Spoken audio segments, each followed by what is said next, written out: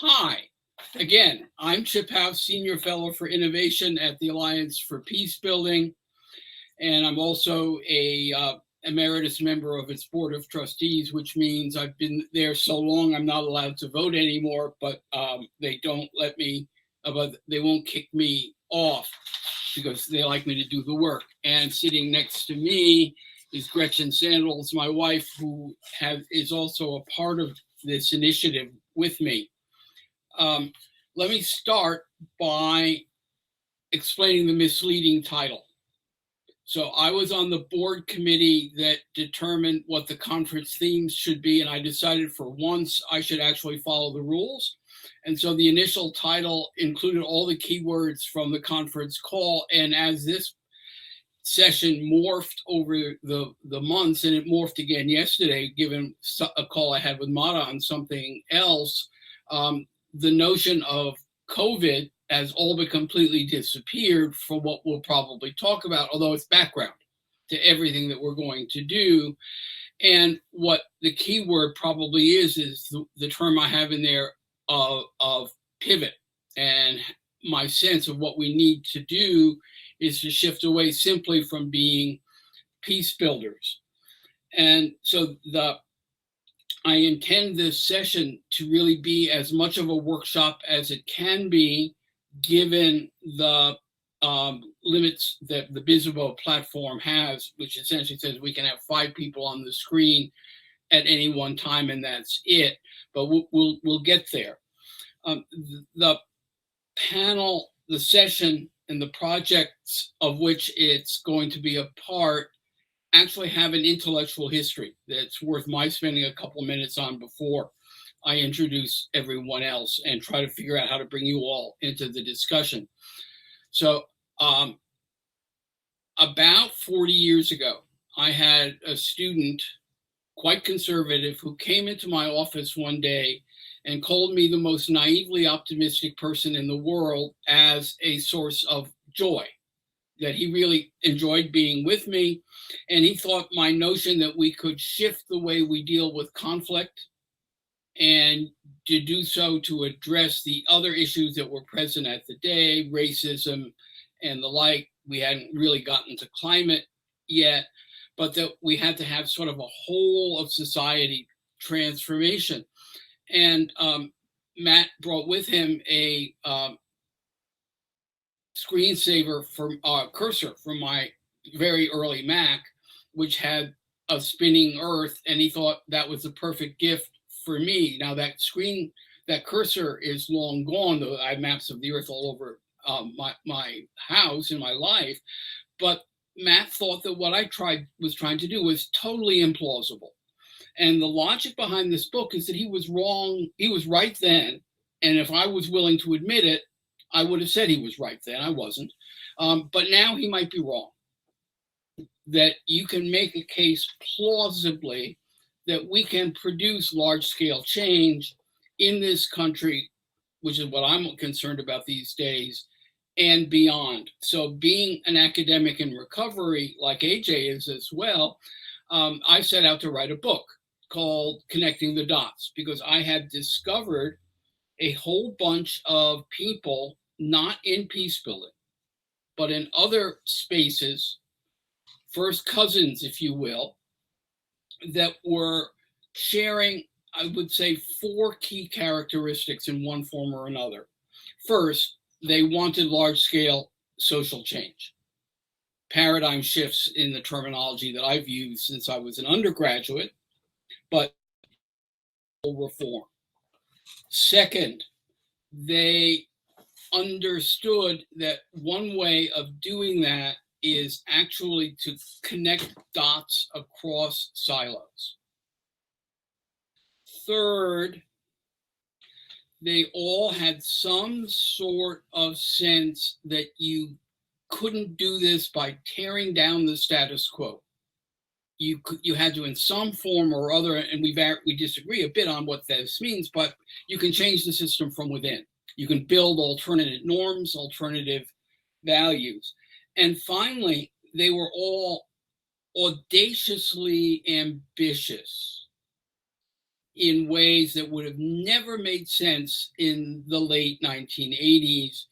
And Mata yesterday talked about raising billions of dollars. And my first reaction to that was, oh my God.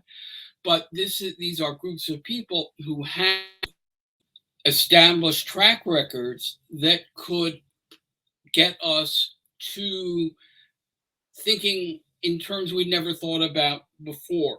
And it remained a book until one day I was in a meeting with Abby Rappaport, who will be joining us as soon as her previous meeting ends, and Melissa Mannix, who maybe here doesn't seem to be, who is with something called the Peace Innovation Initiative, which is just getting started. And they said to me, Chip, you don't need to write another book. What you really want to do at age 74 is make this happen. And that's what I'm really all about. And so what has morphed in the time since I put in the proposal for this session is that initiative has changed in at least into two, and probably, given the conversation with Mata yesterday, 3 ways. The first that we'll probably focus primarily on today are local initiatives that these folks are already engaged in communities they might already be engaged in, or in some way take ideas that we would call local peace building in the AFP environment that could be taken to scale. And so the 10 of the organizations that I'm working with in the book, bring them together, see where the synergies might emerge. And that's primarily what we'll end up talking about today. The second, I had interesting conversations with my oldest and newest friends who said, Chip, that's not enough. So my oldest friend is a guy named Dick O'Neill, whom some of you on this list know because he was on our board for a while. Dick and I have been friends since nursery school, and he spent the bulk of his end of his career as a senior advisor to the Pentagon, in which he did what he called catalytic convening. He brought in people from very diverse areas to think creatively across their silos and help the Pentagon think outside the cliched box. And Dick met people from everywhere from Xerox PARC, which invented all the technologies that we're relying on today, to the USC Film School, to the Santa Fe Institute. And in that time when he was working for Bill Perry, when he was Secretary of Defense, the only person he should have met and didn't meet was me. We met a few years later at a high school reunion. And what Dick would try to do is to simply bring people who shouldn't get together with each other because they're in the military and peace building or what have you, and help them talk across their boundaries and then catalyze into projects that could be done, ideas that those groups together could take on. My newest friend, who I don't see on the list here, but he said he was going to try to come, is a guy named Devin Thorpe, who I met because he was the first subscriber to my Substack blog. And Devin runs an initiative, and Andreas, he's interviewed you, called Superpowers for Good. I'd never heard of this guy.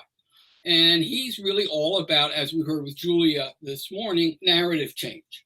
And so he and Dick both said, Chip, you got to do a second part of this. And that is to bring together big time thinkers. And immediately Mata's name popped into my head. And begin thinking about the stories we have to tell each other. The third initiative really came in a call with Mata yesterday, in which she said, you peace builders really have something to help us economic development folks with, and that is, how to help people solve conflicts. And it's probably true that if you think about the value that we would add to all these cross-sectional, intersectional, wicked problem communities, is that we, at least in theory, know how to help people solve problems and create bigger spaces and the like. So at some point, we're going to begin bringing these networks together. And this is, if you will, in the language of fundraising, which Mata also knows, this is the soft launch. Nothing exists in public other than my Substack blog, which I'll put in the chat after I turn it to Mata. And also, I'll put my email in, and I will ask the speakers to do the same thing for themselves, put their websites and an email contact in as well. And we'll just see what happens. And I'm hoping in the end that this session will help interest people in working beyond peace building, B, give us some ideas, and C, if we're really lucky after we're done, get some converts. And so, again, the visible platform is not great for this, but we will want all of you to participate after we're done. So to make that happen, you have to activate your camera and your microphone. So if you're sitting on a screen like mine, you have a little thing that looks like a gear. Oh, while someone is talking, open that, and it will ask you to activate your camera and your microphone so that when you do raise your hand, and we do see that you've raised your hand, we will actually see you. You will replace one of us on the screen. So who are you going to hear from first before we open it to you? And I intentionally did not invite any peace builders because this is the idea of the pivot. I think we cannot simply do what Julia talked so brilliantly about this morning. We can't simply build support for peace building. As we've learned in the work that we've done around the world, we have to engage around the issues that people care about, whether it may be security, but it may be the economy, it may be race, it may be whatever. And so we need to hear from those voices, and we need to hear from people who think the way we do in those spaces. So I've invited 4 people to join us this afternoon, and they'll each talk for about 5 minutes about what they're up to. So Mata Zepeda is one of my newest cool friends. Mata is an entrepreneur who now is one of the founding doulas of something called Zebras Unite, which is, as she will tell you, an attempt to rebuild the economy around social justice and other themes. And Mata is a force of nature, as indeed all of the people on this session are. But Mata has a special place in my heart because she once referred to me as the fairy godfather that they didn't know that they needed. I mean, what nicer thing could be said about an old guy? And once she's done, she'll pass it directly to AJ Robinson, who I met through a former graduate student at George Mason. AJ, like me, is a recovering political scientist. In his case, he actually got into Harvard, which I didn't do. And in his case as well, he never bothered being an academic. And in the last 25 years has worked with people like Marian Wright Edelman and the corporate executive board, and has now launched Symphonic Strategies to really look on questions of race and others, to engage, again, not people on the fringes of American society, but working from within. I met third, Andreas Karelis. Is that how you pronounce it, by the way? It's Karelis, actually. After I bought a book by Catherine Hayhoe, who is an evangelical environmental scientist, climate scientist, who lives in Lubbock, Texas, and wrote this brilliant book about how you take climate issues to the broader society, especially people like her neighbors and churchmates.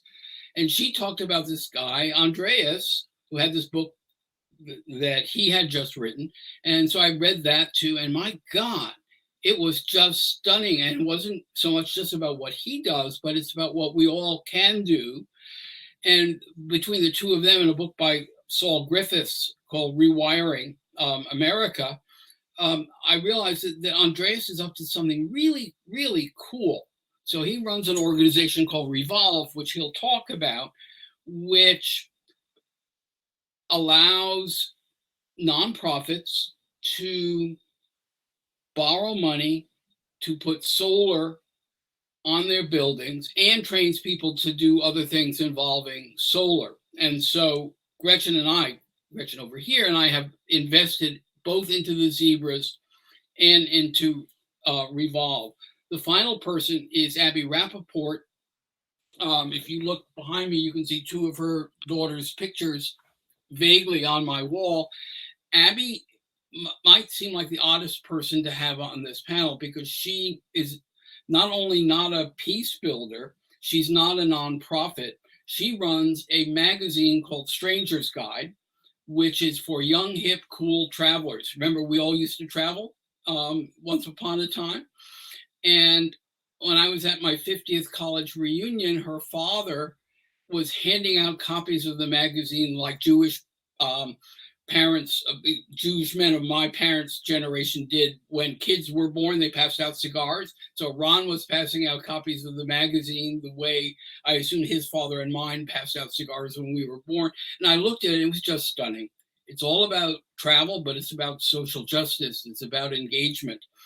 And so I've been working with Abby pretty much weekly since the summer of 2019. She has since joined Zebras Unite, and she will try to wrap this discussion up around some themes that take us as far beyond peace building as possible. So even though I've talked for 10 minutes and said I was only going to talk for 5, I would like us to keep it to 5 minutes. And I have my yellow and red cards in case anybody gets really long. And again, I don't need to come back in. We'll go straight from Mata to AJ, to Andreas, and to Abby when she shows up. So to you, Mata. Thank you so much. It's a pleasure to be here. And thank you, everyone, for joining us. You'll have to forgive me. I'm reporting from Columbia, South Carolina, where the landscaping company at my house has decided that they're going to be leaf blowing right outside of my window. So forgive me if it's a little bit noisy today. As Chip mentioned, my name is Mata Zepeda, and I'm the co-founder and executive director of Zebras Unite, or Zebras Unite, as it's said in the international community.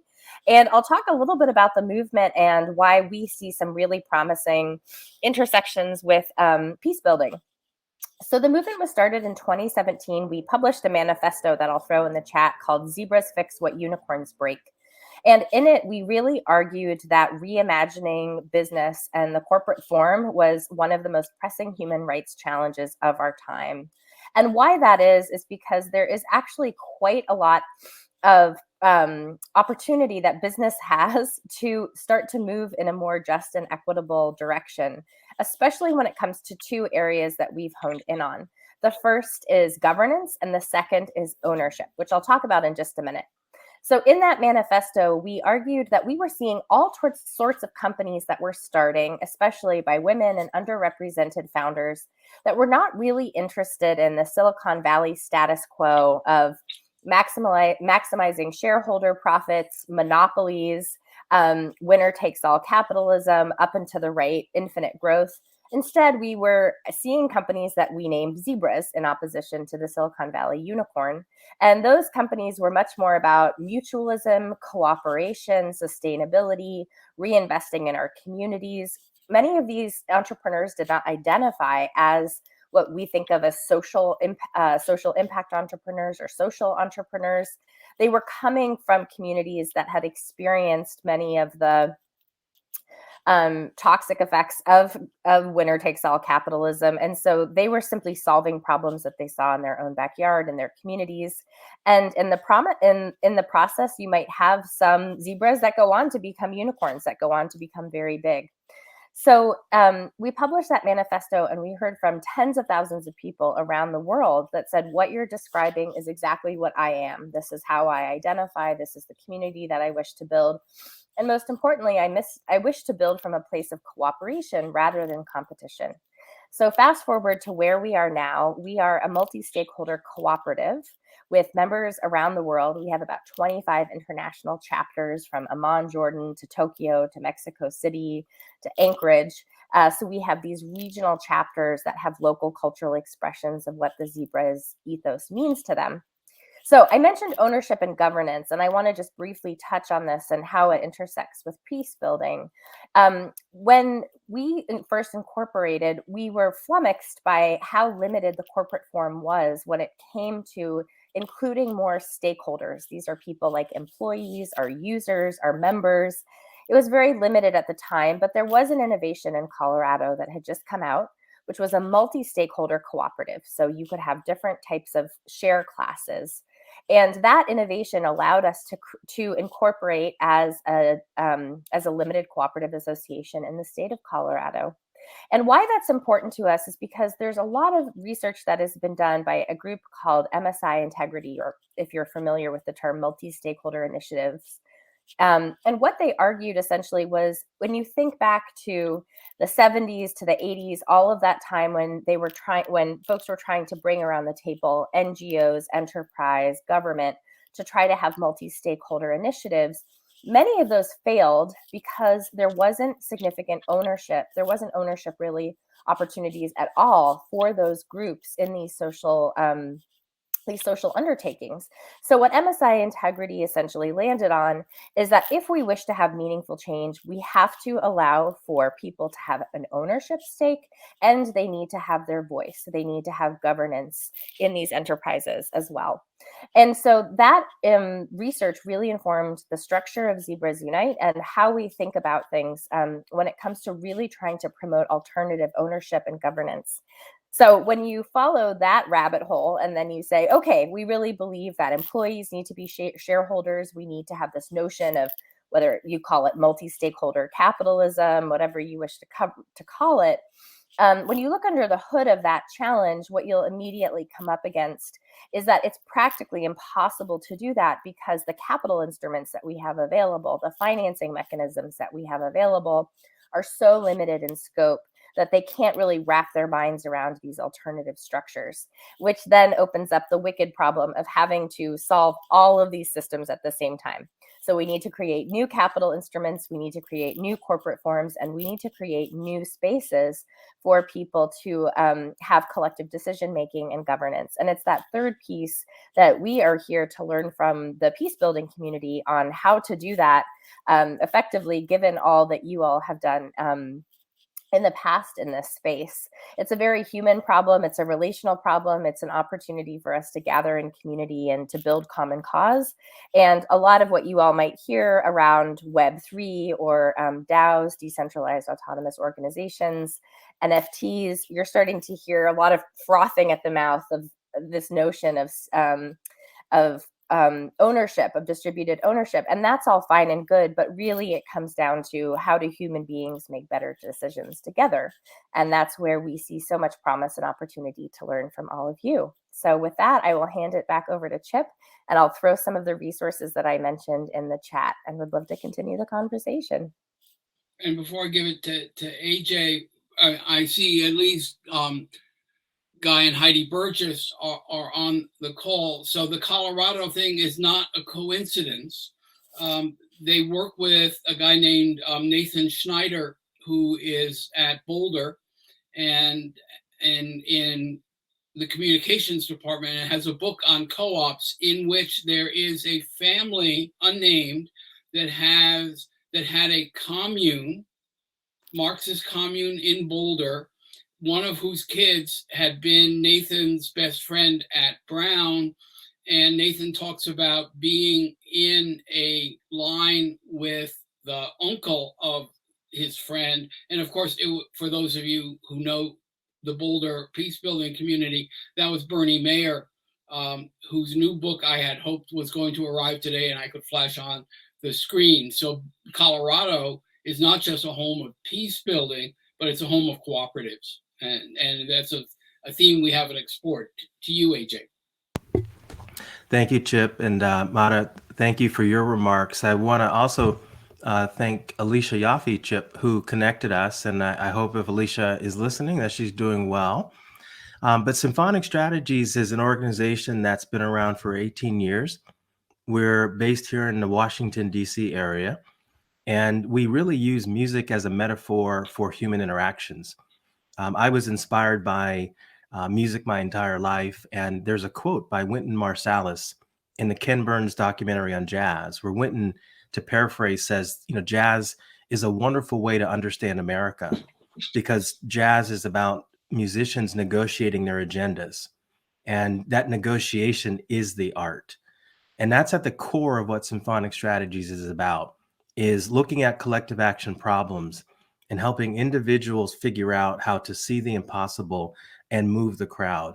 And that really requires a different mindset and a different skill set. So some of the things we do sort of as a strategy consulting firm is to help our clients think about things holistically, to see the hidden connections within the systems in which they operate, to learn how to compete with people, learn how to connect with people with competing agendas. And sometimes those competing agendas are false. How do we find ways to get folks to see their common interest? We try to help people understand how to organize their teams so that their teams can contribute more effectively within structures. And many of you who work in organizations with lots of silos know that you can't partner with someone externally if you've got silos inside your own organization. And then what we try to do is we try to help individuals really think deeply about their responsibility as leaders. And as leaders, how can they find ways to build a pipeline of new talent within their organizations and their systems so that we can cultivate more people who see a shared destination, who have shared identities, and have what we call a common currency, which means they're interacting with people in ways where they're really being very honest about the fact that we have self-interest, and we have to find ways to allow people to pursue self-interest in ways that lifts all boats. We work across sectors, the federal government, state, county, and local governments. We work with a few private corporations, but mostly NGOs, and we specialize in helping them understand their ecosystem and moving the ecosystem in an ideal way toward what they believe is a better version of history. The only thing I wanted to offer, Chip, before I sort of conclude, is I hope the intersection with the peace building community is we can talk really, really honestly about what it means to negotiate when we have competing agendas. Because I think at the core of that is really thinking very deeply about allowing people to find ways to articulate what they're trying to accomplish. And it's much easier when the agendas are open and transparent as opposed to hidden. And as an African American male, one of the things that I believe deeply is that we have to find ways to make systems more transparent, because those who design the systems often don't want you to know how it was designed and what it was designed for. And so that's a unique skill set of being able to be very transparent about how we're competing, what does it look like, and how can we find ways to have a rising tide that lifts all boats. So I'll hand it off to Andreas. Thank you, AJ, and thank you, Mata and Chip. It's so great to be here, and thank you, everybody, for participating. What an exciting topic to be discussing at this time.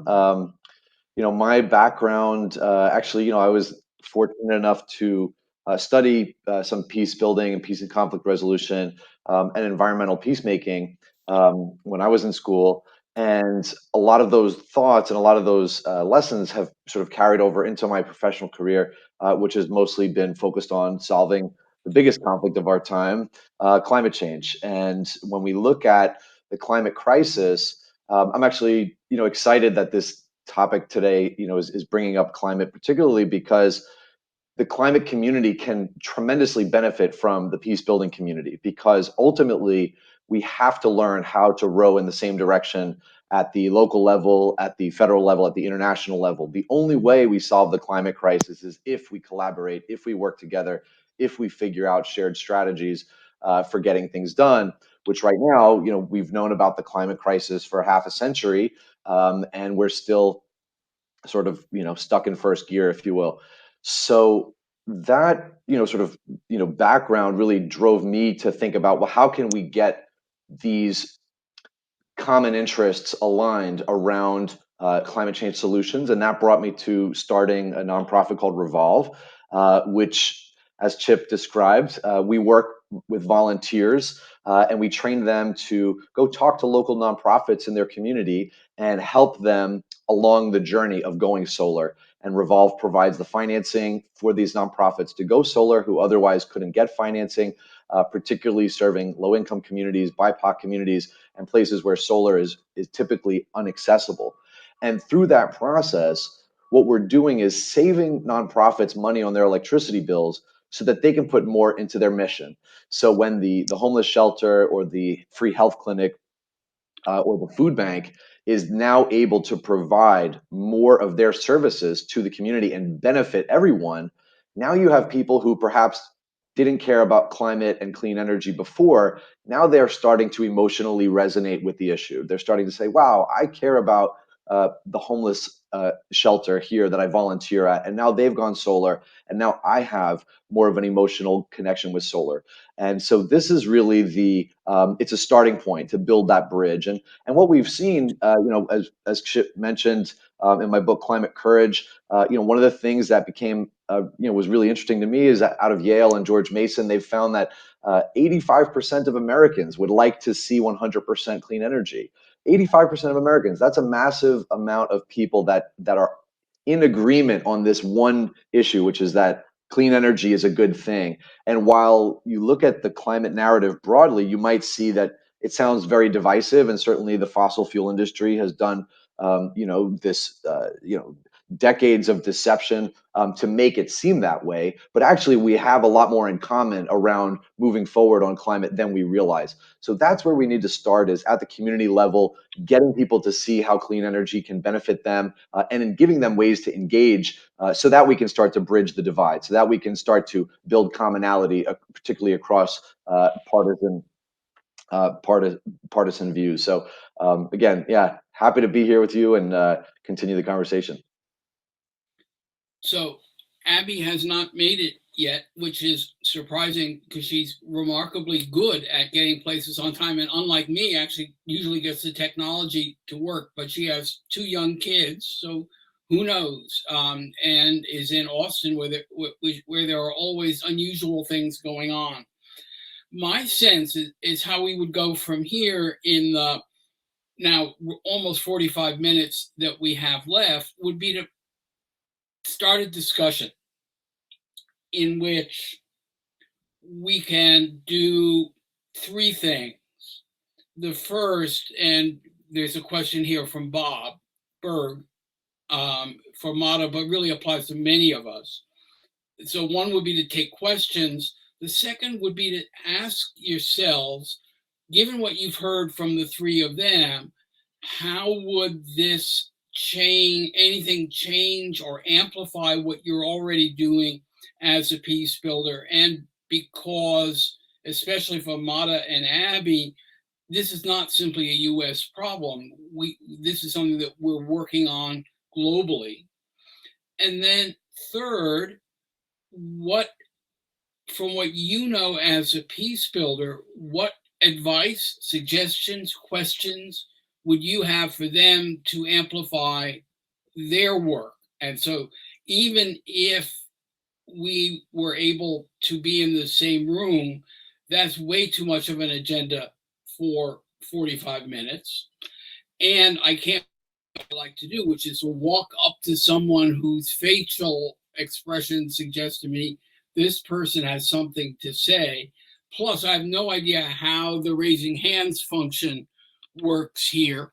But Bob, if you're willing, would you raise your hand so you can come on screen and talk to Mata? That would be the obvious place to begin. As Bob tries to do that, which he doesn't seem to be succeeding at, let me then open it up to, here's Bob. So as we wait for Bob, Bob is the former head of the AFP board, and he just appeared and disappeared.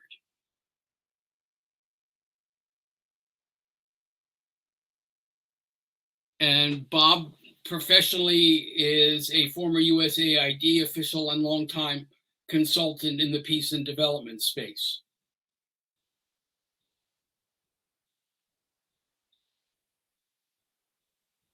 Hello, Bob.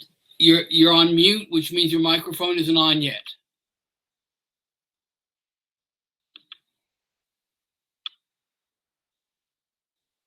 Well, Mata, since you've seen Bob's question, why don't you start until we get Bob online? Sure. Yeah, it's a great question, Bob. I guess there are three things that come to mind, and I'll just restate your question. A related issue to me is the silence of business leaders in the face of our democracy existential challenges. There's no Jim Robinson or Felix, I don't even know how to say his name because I don't know him, Rohatyn, or union or even major religious leaders speaking out in defense of open and fair elections. How can we help get leaders, particularly business leaders, to lead on the core citizenship challenge? Bob, was there anything else you wanted to explicate or expand about your question? Are you? I think your mic is muted now, Yeah, but Bob, I think hover over your face and there'll be a little picture of the microphone. it may also be on the upper left-hand side, Bob, at the top black toolbar next to the squiggly line. It could be that there's a video and then a mic icon. Yeah, it looks like you did it there. But we can't hear you, Bob. Wonder if we have the capability to unmute Bob. I don't think.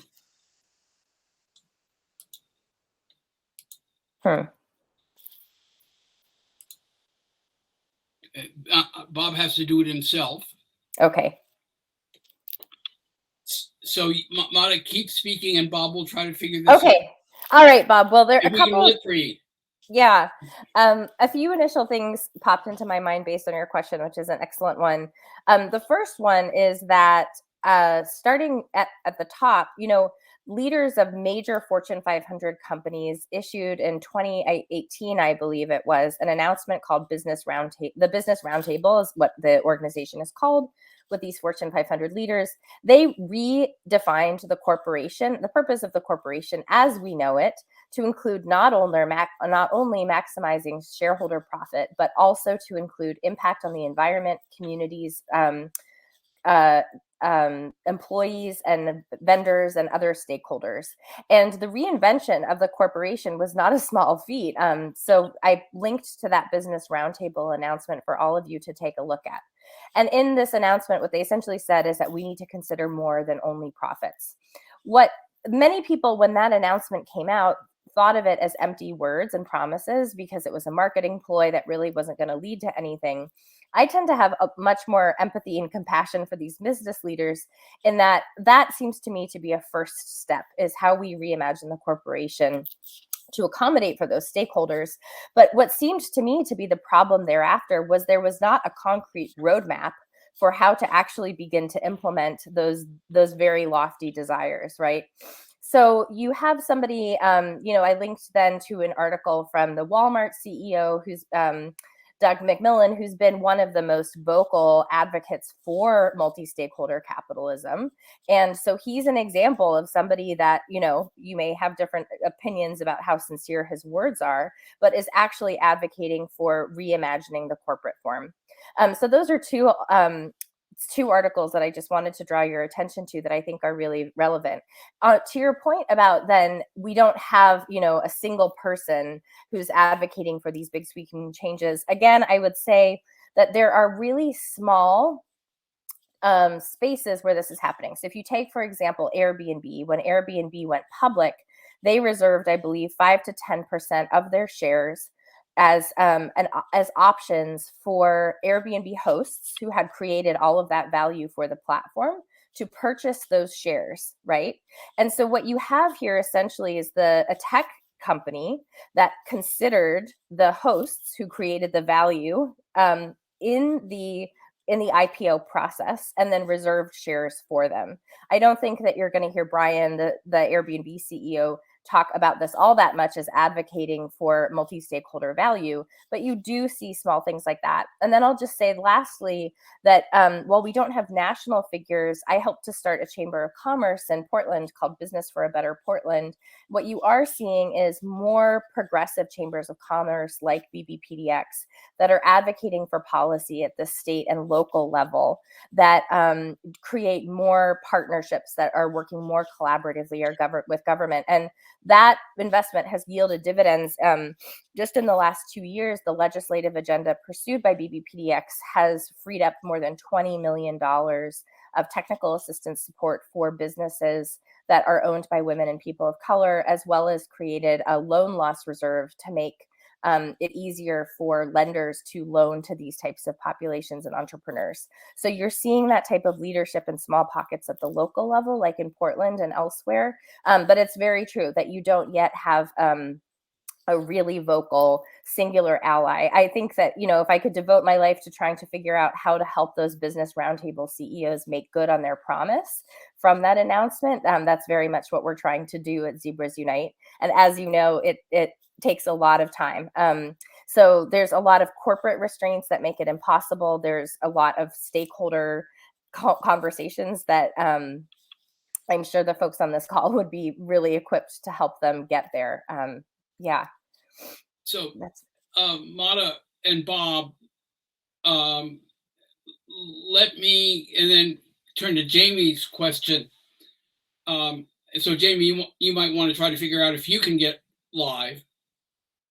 When Mata and I talked yesterday, I referred her to a couple of books, one of which I think you know about because we learned about Moises Naim's The End of Power, that Dick talked to us about Moises. And then there's a book called New Power by Jeremy Hyman's. Both of those are books that try to navigate this space between traditional power as it's been defined politically and economically and where we're heading now. And Mata also talked to me about a consulting firm called The Ready, whose CEO, Aaron Dignan, I think it's pronounced, also has a book that has a title that I don't remember, but it's really, they're all saying things like, let's not look for the next Felix Rohatyn or the next Greta Thunberg, but build these initiatives from the bottom up where you empower people at the grassroots. And that leads me to Jamie's question. Jamie, do you want to try to, I assume you're Jamie or Jami. Can you come up on the screen? I think you have to physically raise your hand on the,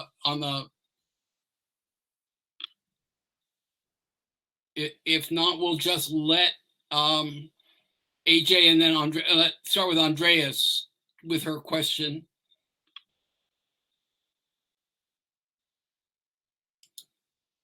Jamie, I cannot bring you up on screen. So Andreas, can you take a look at that? So Jamie is on the board of a new NGO that's focused on bringing 4 communities on climate resilience.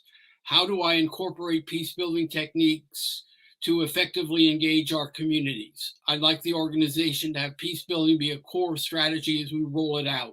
Are there examples you can provide? Well, first of all, kudos, Jamie, for doing this work.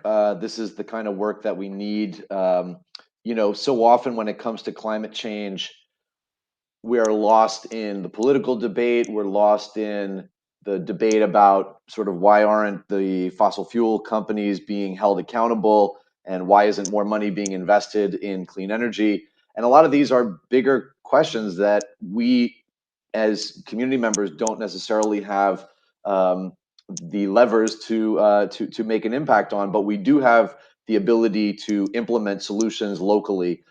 So I love, and really it just takes groups like yours starting something, right? Getting started. Don't get lost in figuring out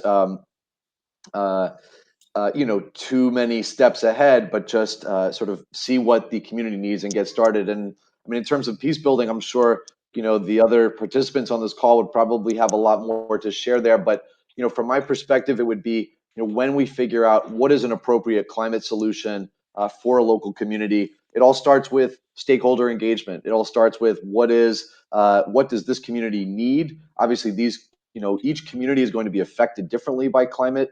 Each community is going to have different resources to bring to the table. So we first have to, and of course, people on the ground have been thinking about these issues for a long time.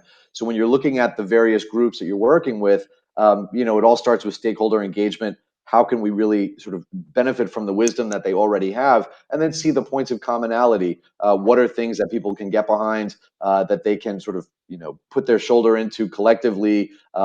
Preferably, it's things that they already have sort of strengths or abilities in, that they're not having to reinvent the wheel, but something that's already in their wheelhouse. Again, I'll leave it to the peace builders here to really speak more to it. But those are a couple high level thoughts. And Guy, can you try to come on? And Abby seems to be having technical problems. I'm here. I don't know. Can you hear me? Oh yeah, we can hear you. Abby, you have to turn your camera on. Well, that's what I've been trying to figure out. I so apologize for my tardy appearance here. So while Guy raises his hand, Guy from Boulder, Amada, Abby, why don't you talk a little bit about Stranger's Guide, even though we can't see you? Well, that sounds great. And again, apologies for being delayed here, and especially on such a great panel with such great folks. So my name is Abby Rappaport, and I'm the publisher and co-founder of Stranger's Guide. And we're definitely not kind of what would definitely not typically fall under the peace builder category. We're makers of a publication that's sort of largely travel based. What we do is every 4 times a year we produce a publication that's about a single location, featuring writers and photographers from that place. We don't go to press unless it's 80% writers and photographers from that place. And we started doing this about 3 years ago. When we launched, it was really explicitly around certain themes that I think really resonate with the peace building community. We felt like it was really important to create more avenues. Oh, thank you, Chip. In lieu of a video on me, but we thought it was really important to explore location, move away from kind of the polarized outlets that we typically encounter locations, right? So if we're talking about Cuba and we read The Economist, or we read Travel and Leisure, or we read Architectural Digest, it's almost as though we're encountering 3 completely different places. And we all know that a key thing about any location is that it's multifaceted and nuanced. And so we really wanted to create kind of one venue for exploring different angles on a location. And similarly, we thought it was critical that those stories be written by people from the place who had the sort of unique viewpoints and expertise that kind of only proximity can give you. And so we do 4 places a year, some of them being traditional travel destinations, others of them kind of explicitly not traditional travel destinations. This past year we did Colombia, we did Scandinavia, we also did Tehran, and we did California. And with each place we tried to really build a sort of series of stories that would really challenge stereotypes about the location. But the last thing about what we do, and I think maybe Chip holding up the issue is sort of useful for this, is that we wanted to create a publication that people really wanted to open and wanted to engage with. We felt like that was a key way that we were going to be able to challenge stereotypes and bring people work that was challenging and substantive. So with Stranger's Guide, it's really designed to be a beautiful coffee table object. We do a ton of photography for that reason, because we hope that people want to open it, want to jump in. And then we sort of, do a little bit of a bait and switch, right? We sort of sneak in the vegetables and you find yourself encountering perspectives and experiences that you maybe didn't think this was what you signed up for. You came for the, some pretty pictures, and here you are confronted with some really different, perspectives on the world. And the last thing I'll say, and then I can turn it over, but it's really been for me. I've learned so much when you're working with very different very different kind of audiences, but also very different groups of writers and photographers with each issue. And one of the places where I've most seen this is on the subject of climate change. When you talk to Scandinavians, and we did a panel with a Sami reindeer herder who's also a photographer in his community, and we published his photographs. And we spoke with an Icelandic writer who's been exploring this idea of what are glaciers in their community, and what would it mean to not have glaciers, specifically as Nordic countries, and because glaciers are such a big part of Nordic identity.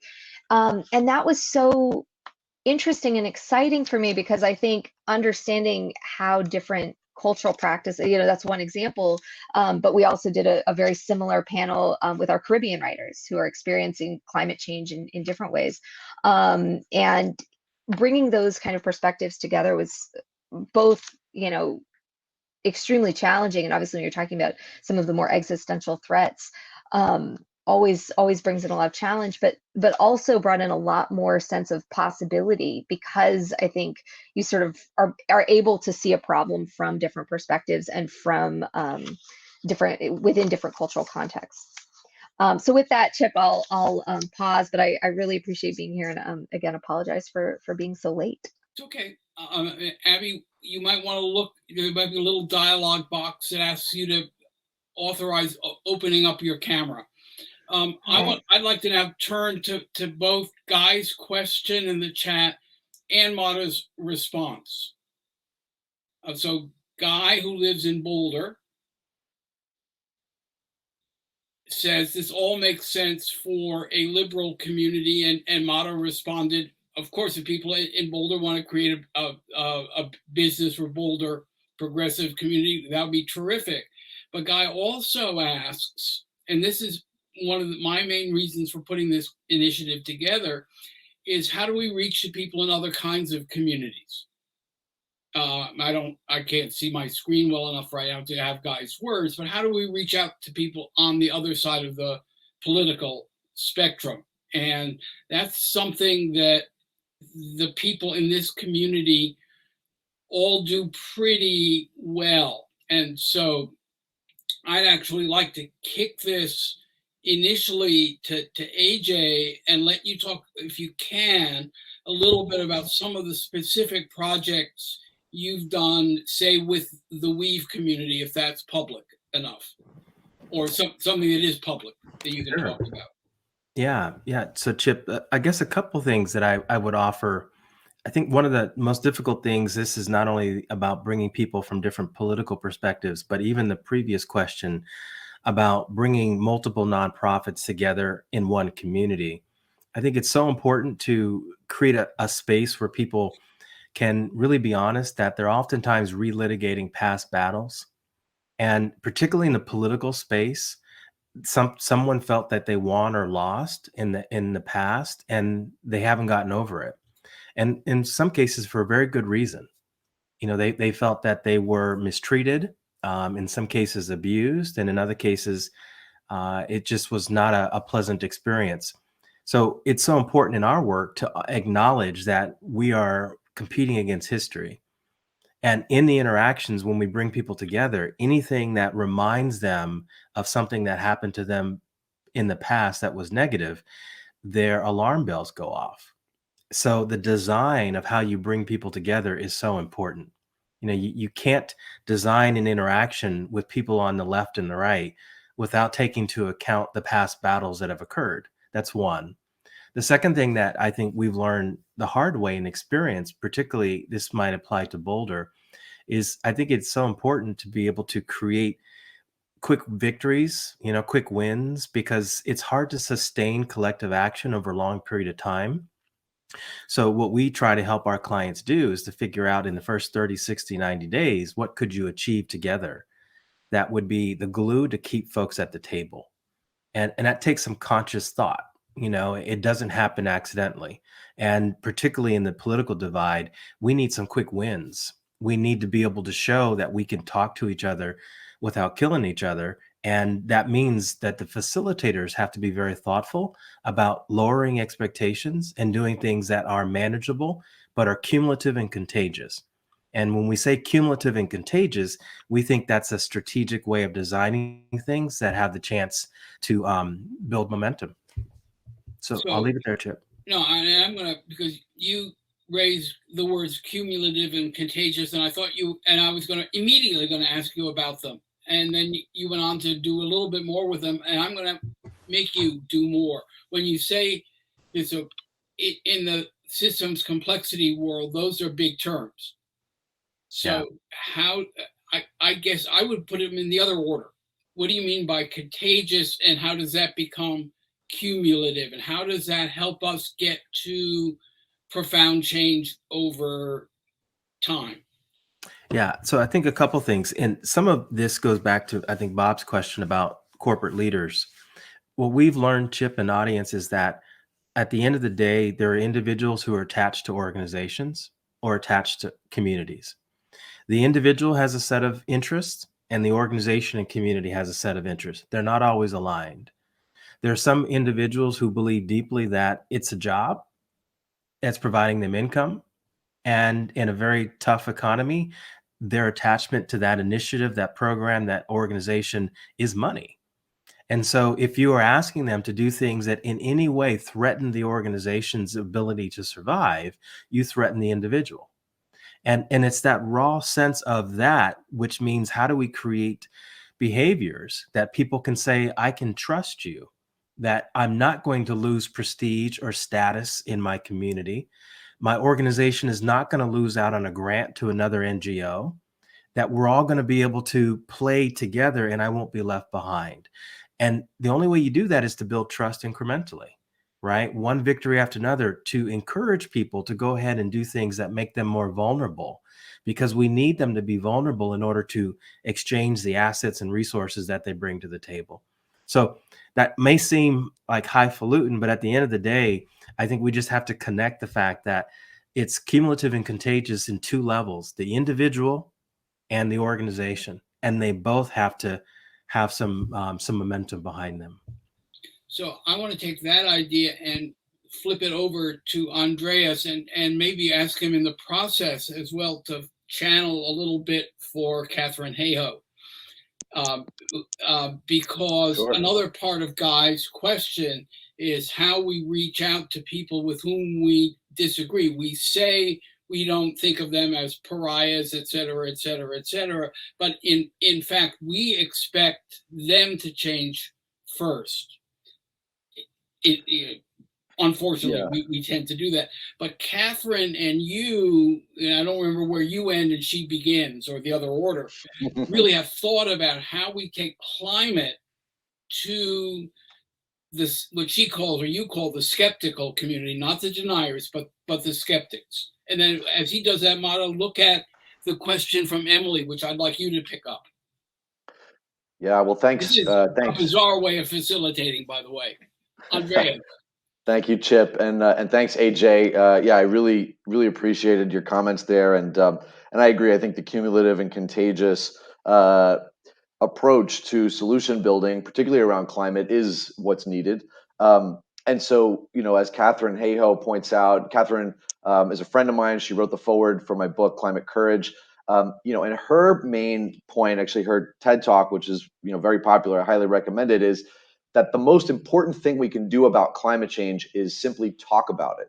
And what she's pointed out is that actually, surveys show that 2/3 of Americans say they never talk about climate change. Like it's sort of like a taboo subject, like money or politics, that people just feel uncomfortable bringing up.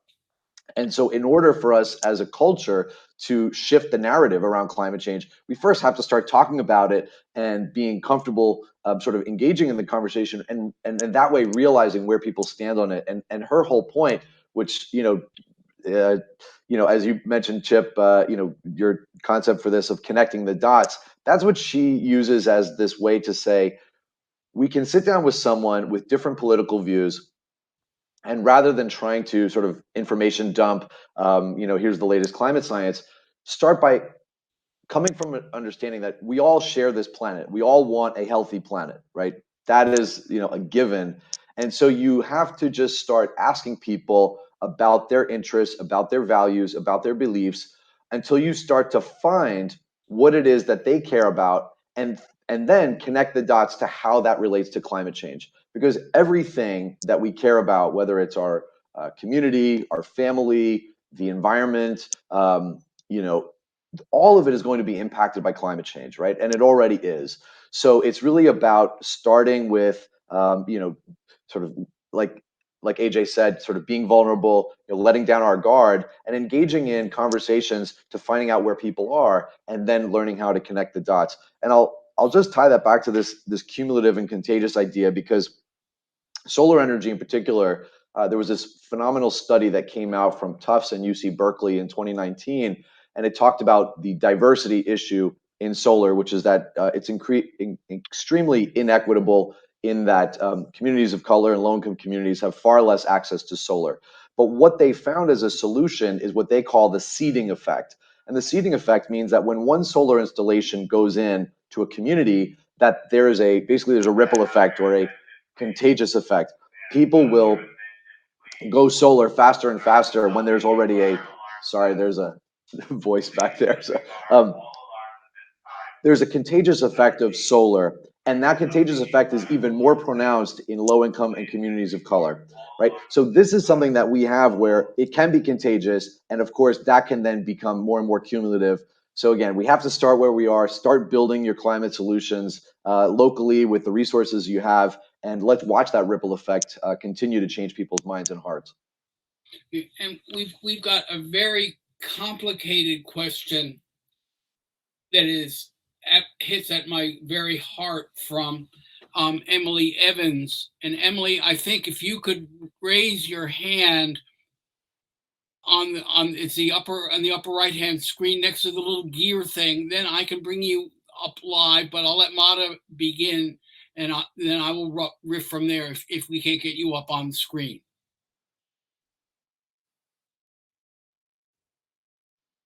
Sure, yeah. Thanks so much for your question, Emily. I really hear you about not knowing where to start, especially if you're early on in your career, to get your foot in the door. And the intersection of all these fields honestly don't intersect all that much. So it's people like Chip that connect the dots to see them. I guess there's a couple of resources I put in the chat. The first is an invitation to everyone here. Zebras Unite has an online community of over 10,000 folks, just a great place to dip your foot in the door. We also have a crowdcast channel of programs. The second is that we have a college chapter program. So if you might like to start a chapter, a Zebras Unite chapter, at King's. I put the link in there.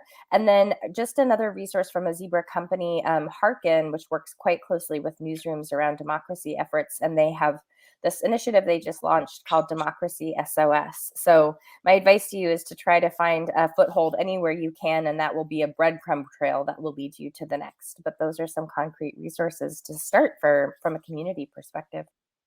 And let me take off from that, Mata, because I'm now going back into my peace builder mode. One of my frustrations, and one of the reasons I'm drawn to people like you and Abby and Andreas, is that there's a disconnect in the peace building field between what we academics and we senior folks, practitioners in the field, and I'm both, do. And the way we train people, the way we help people begin building careers. And so we're at a point where lots of young, creative folks who are entering this field now are not going to find comfortable places for them to develop their most creative sides in the existing NGOs and other organizations that exist in the field. You're too intersectional, you're too impatient, you're too creative, you're too technological, you take things like systems and interdependence for granted.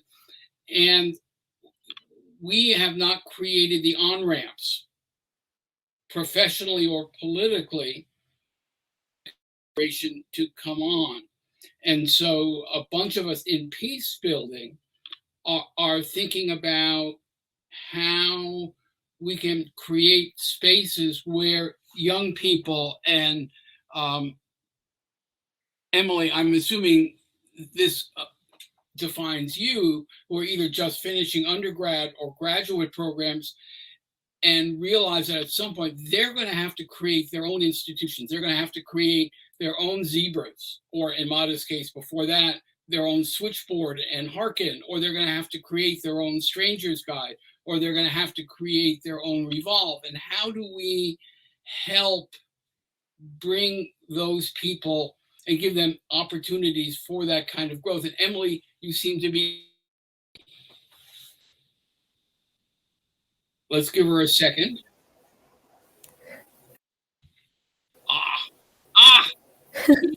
Thank you so much. So I really tell appreciate us about yourself and why you asked that question. I can be very insistent.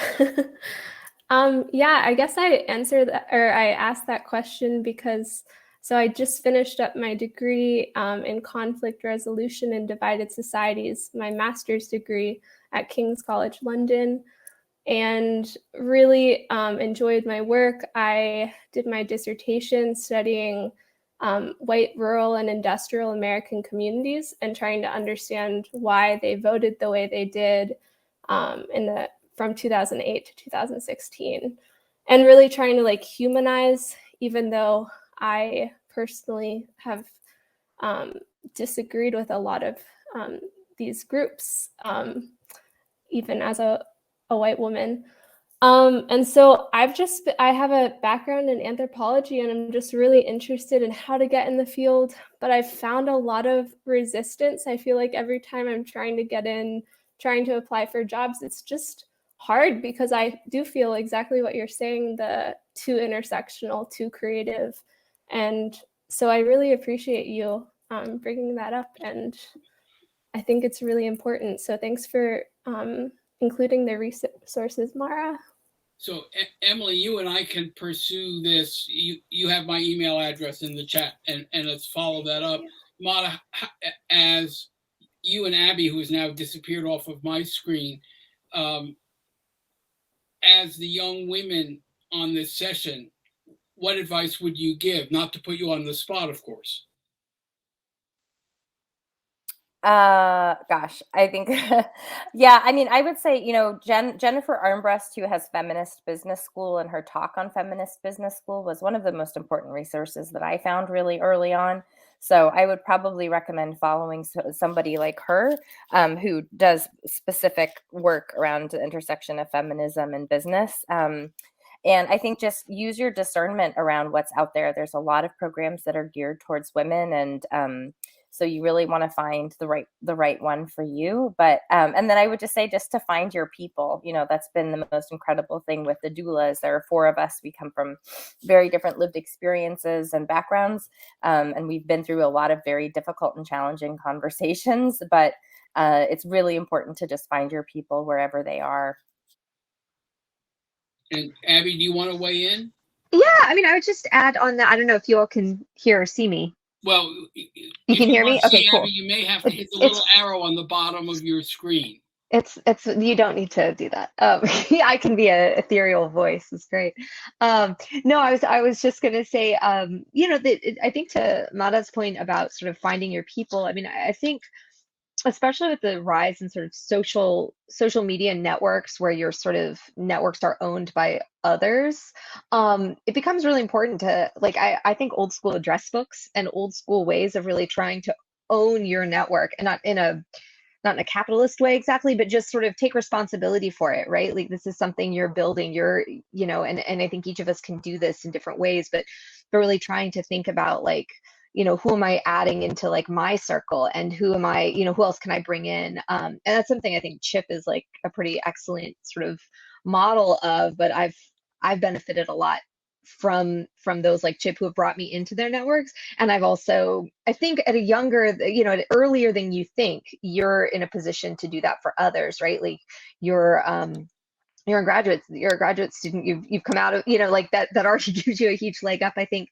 to other people. And so I think sort of finding who are the people who can come in and contribute, and also to whom you can give, and sort of building that that flow, and not relying on like Facebook's algorithms to tell you who you need to connect with, or even like LinkedIn's algorithms to figure out who you can connect with, but instead like kind of an old school approach of thinking like here are the people I'm building, what are the kinds of people I need to start pursuing to round this out in ways that I need.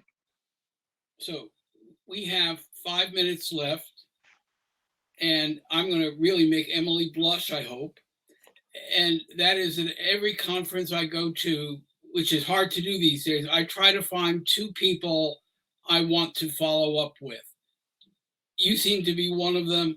And David Rosenthal, who yesterday, he's on this panel, talked about the role of Rotary in peace building. And I think Rotary is an institution that will circulate through all of the organizations that have been present here on this session today. Obviously, we didn't solve anything, but I have, to end this session, I want to go back to a tool that I use with very wordy people at the beginning of sessions. When in the peace building world, you have to introduce yourselves.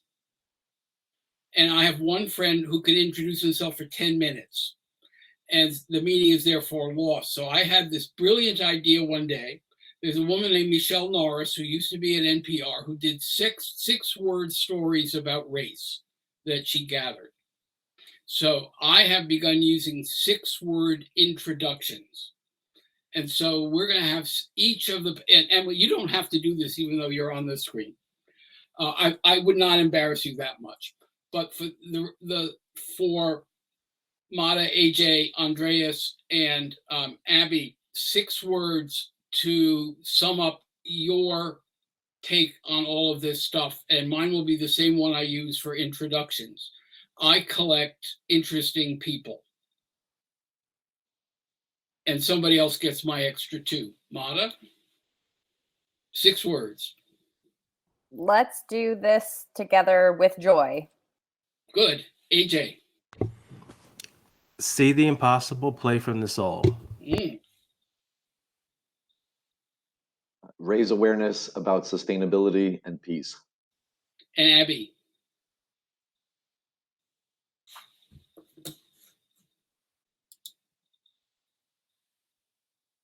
You're muted, Abby.